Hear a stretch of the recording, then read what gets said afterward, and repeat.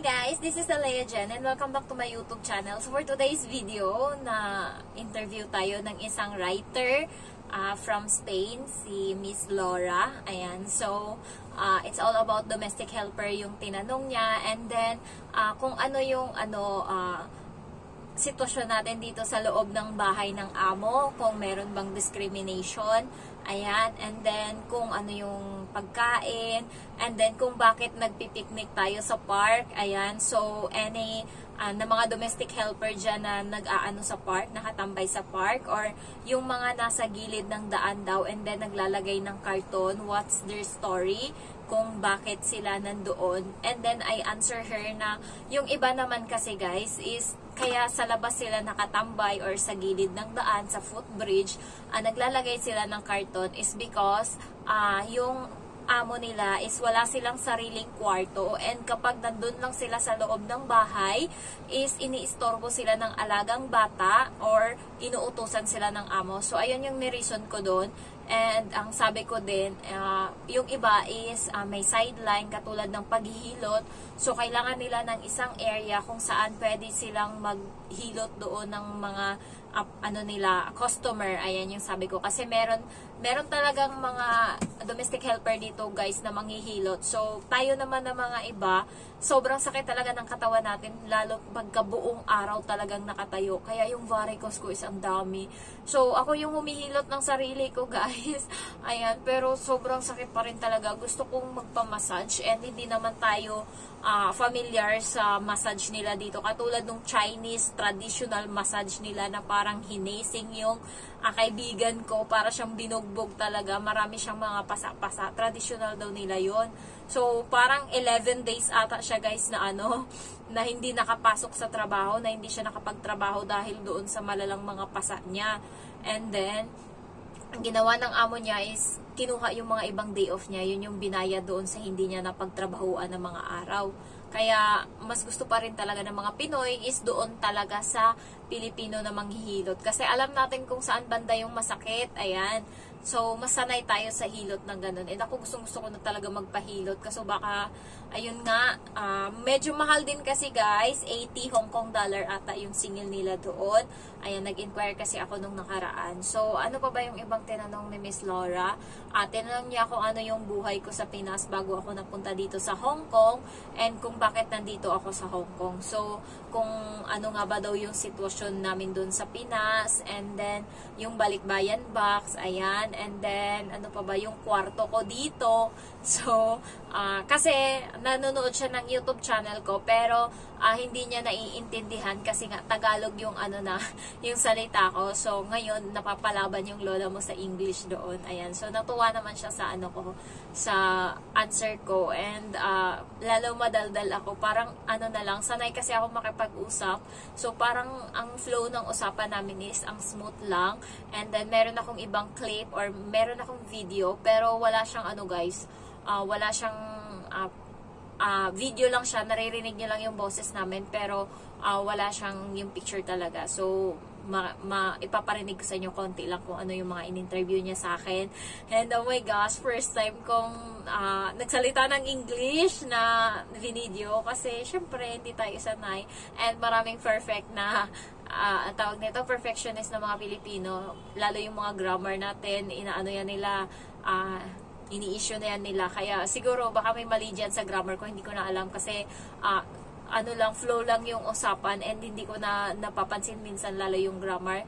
And hindi naman talaga ako nag-aral ng English talaga na nagtapos ng 4 years. Ayan. So, high school graduate, and then vocational course for 6 months lang yung ginawa ko. And yung 6 months na yon, every week lang yung pasok ko doon sa sa training ng English, and 1 oras lang yon. Kaya hindi nyo talaga masisisi kung yung English ko dyan is hindi ganun kaganda. I try my best talaga, pero I don't know. Ayan. So, ano pa ba yung ibang tinanong niya? Meron pala siyang recording na hawak, and aside from that, nagsusulat din siya. And sinabi ko sa kanya na medyo alam ko na yung batas dito sa about domestic helper, and employer kasi meron akong yellow book and tinatanong niya ano yung yellow book. Sabi ko sa kanya, sabi niya i-research niya daw yun para malaman niya. Kasi nga, ang sinusulat niya is all about domestic helper, yung karanasan ng mga domestic helper dito sa Hong Kong or sa Chinese, kung okay ba, ayan. So, sabi ko, yung employer ko is hindi sila perfect na yun yung gusto talaga ng mga Pilipino. Ang ano lang sa kanila is pagkain. Doon lang talaga sa pagkain nagkakaproblema, pero sa the rest walang problema. Halos wala naman kaming issue. And ngayon, pangatlong beses ko nang nakita yung amo kong nakahubad. Kasalanan niya yung 2 beses kasi siya mismo nag-offer ng sarili niya, char. Ayan, angat siya ng angat ng damit niya and saktong lumalabas ako doon sa may kusina and nakikita ko talaga. So balik ako pero nakita niya na ako na nakita ko siya. So nagsumbong na naman siya uli sa asawa niya. Sabi ng asawa niya, ikaw kasi angat ka ng angat ng damit mo. Tapos nai-stress siya doon kasi nakita ko siya. Tapos nagre-reklamo siya, hi, gumanon-ganon. Tapos natawa yung lalaki. Sabi ng lalaki, maganda daw yung timing ko kung kailan talaga daw nakaangat yung damit tsaka ako lumalabas. Wala akong kasalanan, magliligpit ako ng pinagkainan nila. Eh siya doon, malapit sa pinagkainan, angat siya ng angat ng damit niya. Hindi ko naman inaano. Baka nga mas sexy pa nga yung katawan ko sa kanya pag iisipin eh. Baka sabihin ko, wag ka dyan, kay naguhubad-hubad lang kami doon sa dagat, wala kaming problema. Ikaw ay mga balahibo ka dyan, kaya natakot ka maghubad-hubad. Pero sa atin kasi guys, wala nang problema yan, walang issue ba? Pero sa kanya napaka big deal na yun, eh hindi ko naman kasalanan yung pangalawang beses. Kahit yung unang beses, hindi ko rin naman kasalanan eh. Ako lang parati yung nasisisi kasi ako yung nakakakita. Kasalanan ko ba? Porket katulong, sa'yo na agad isisi. Ganon yung mga dito guys, yung mga amo. Kahit na hindi ikaw may kasalanan, porket ikaw yung katulong, ikaw masisisi. So, hayaan mo na lang. Kahit na hindi mo kasalanan na, sige, kasalanan ko na lang, angkinin mo na lang. Basta as long as hindi ka naman binibig deal masyado na masyadong inaano yung sarili mo, okay lang yun. Pero pag sumobra na, hindi magsalita ka na. Ayan. So, ilalagay ko dito yung konting clip ng napag-usapan namin kasi parang 30 minutes. Guys, nagsimula kami alas 12. Natapos kami mag alas 2 na ngayon. So, natuwa ako kasi sa namin, sa usap namin. At least na-share ko yung kung ano yung mga nararanasan ko. And tanong niya ako yung mga gala ko. And sabi ko sa kanya, once a month lang ako lumalabas para gumala. Para makasave na din ako. Kasi yung pinapanggala ko, pinapang shopping ko guys. Ayan. So, ito from Boseni na na brand. Ayan. Winter clothes. Pero hindi naman siya sobrang kapal. So, magagamit ko pa din siya kahit sa Pinas. Ayan. And then, may style siya sa likod. Gustong-gusto ko siya. Ano na to? Pang-3 day off ko na to na pinag-iinitan.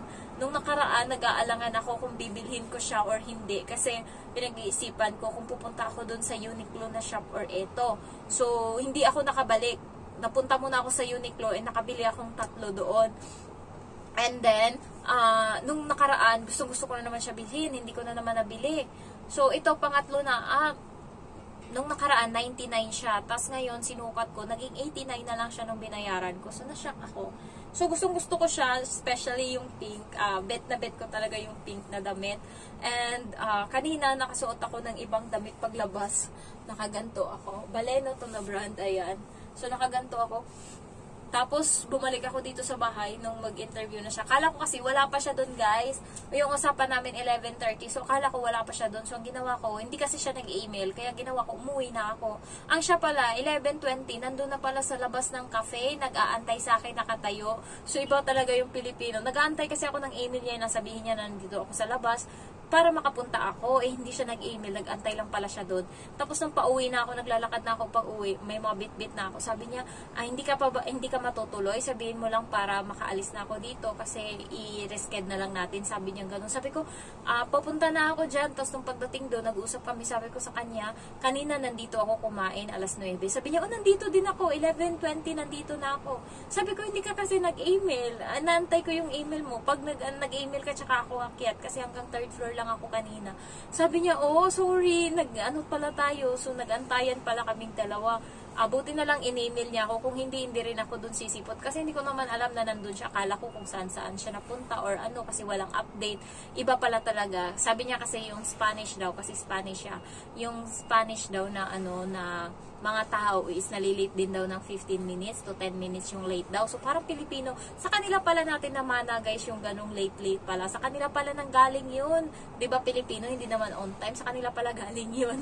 Ayan. So ano kasi siya Spanish. Ayan. So writer siya and then mukha siyang matanda sa picture pero sa personal ang bata niya pa. Hindi ko lang alam kung ilang taon siya. Hindi ko tinanong kasi ang interviews are about domestic helper kaya doon lang kami nakapokus and na-shock siya na ang grabe daw ang daldal ko. Para kasi hindi na tumigil yung salita ko. Kasi syempre tanong siya ng tanong. Hindi ako reply lang ng reply. Sagot lang ng sagot. And then ayun may na-interview na daw siya na sa Facebook daw niya nakilala.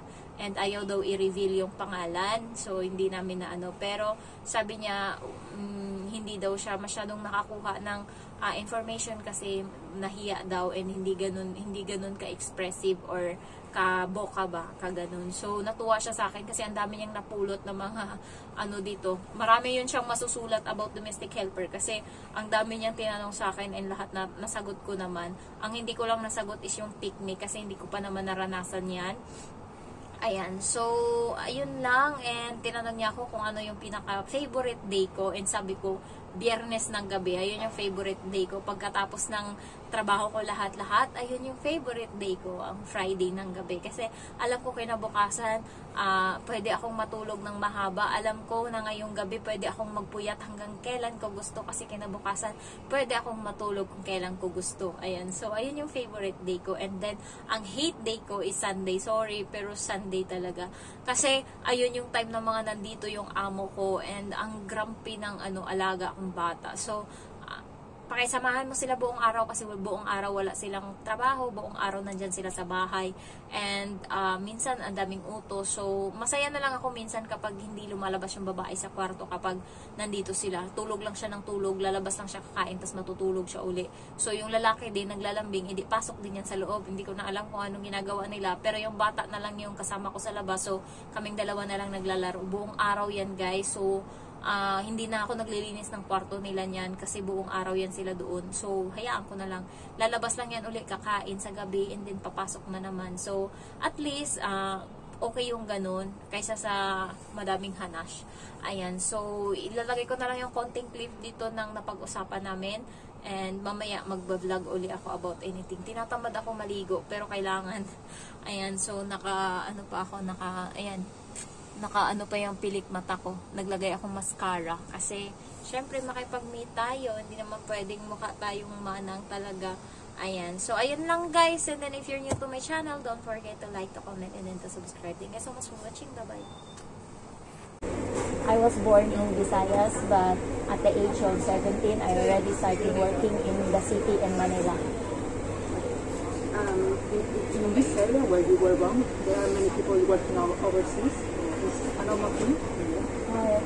For domestic helper, especially in the province, and the life there is so poor, and sometimes they are single mom, like the partner is already left them behind. So the only choices they have is to go abroad to find their money for them to support their children and also their family. So you knew anyone here before you came? No, but my sister, she's abroad also in Middle East, and then Kuwait. Yeah, and then she's a single mom. She's my younger sister, and then we have a dream to build our own house, but if she's the only one to do it, and then it was little bit slower because the salary there is little bit small, and then she have already, yeah. So, I decided also to go abroad also to make it faster.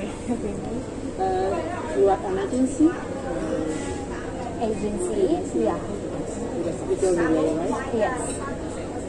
I'm a sales lady in Manila in SM Mega Mall. It's a big mall in there. But the salary is only minimum. So, I could save little bit. And then if there's some problem like typhoon hitting our province, and then my savings would be so I need to double time because I was not younger anymore. Okay, so normally you work all day? Yes. With no Now I have 1 hour rest because I'm going to wake up 5 in the morning, and then my employer told me you could have 1 hour rest in the afternoon because it was too early to wake up, and then my sleep is 11 in the evening.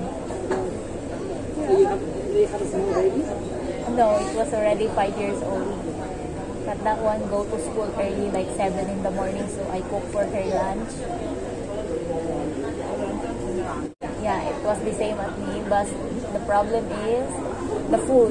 They didn't eat food like Filipino, how we eat rice every breakfast, lunch, and then dinner. In here, only dinner have a rice, so it was... You didn't learn how to cook, right? Yes. Okay, my daily routine. Yes, in the morning I'm going to wake up 5, and then I started prepare for the water, hot water for them, and then like get from the top the water, and then we put it in the heater, so that would be their drink. And then after I started cooking rice and everything for the babies lunch, and then after 7, no, 1 only, sorry.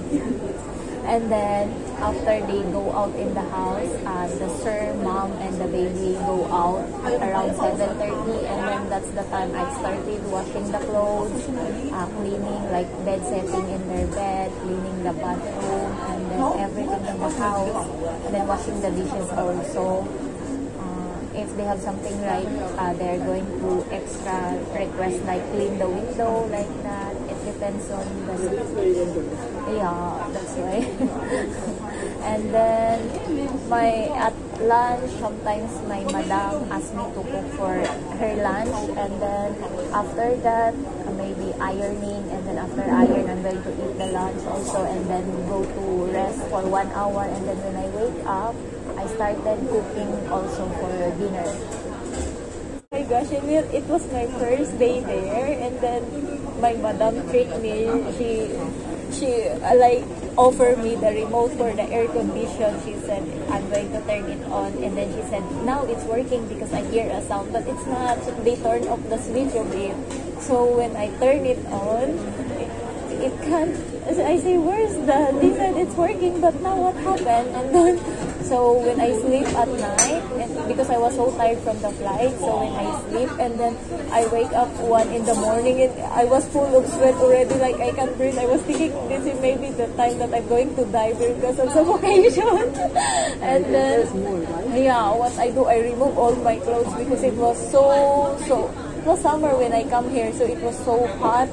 And then I don't know what happened, but I survived that day. And then how many days? And then one time I was sitting when I wake up, and then I was praying, and then I see some big switch there. I say, what switch is this? And then when I tap it, and then the aircon turned it on. Like, oh my God, thank you. And that's the time I have aircon in my room. But at first it was so hot. Because of the space? Yeah, it was only like here. I can stand. It's just only here. Like your body. Yeah, like that. Because the house is very small, and they don't have any other room. Other room, there's computer room, and then the other room is for the baby, like all the toys, and the other room is for other room. And I was lucky enough, my room is okay because other domestic helper, they don't have any room, and then they share room for the baby, and then if it's their holiday, they need to go out because baby is kept in the starving bed. So I'm still lucky for what my room is. But you just been there during their holidays, like? Yeah, after I finish my interview with you, I go home, and then I'm going to stay there. I just take a rest. Okay. So what you looking for? Yeah, I was filming, and like, after we finish, and then I filmed like 5 or 6 film in one stand there. I upload it every day. How many hours it takes per week for your YouTube channel? I didn't make it serious, like I'm going to upload 10 minutes only. I edit it. I didn't edit, like just upload it and then just finish. It was my extra income when I was here. because it hits on my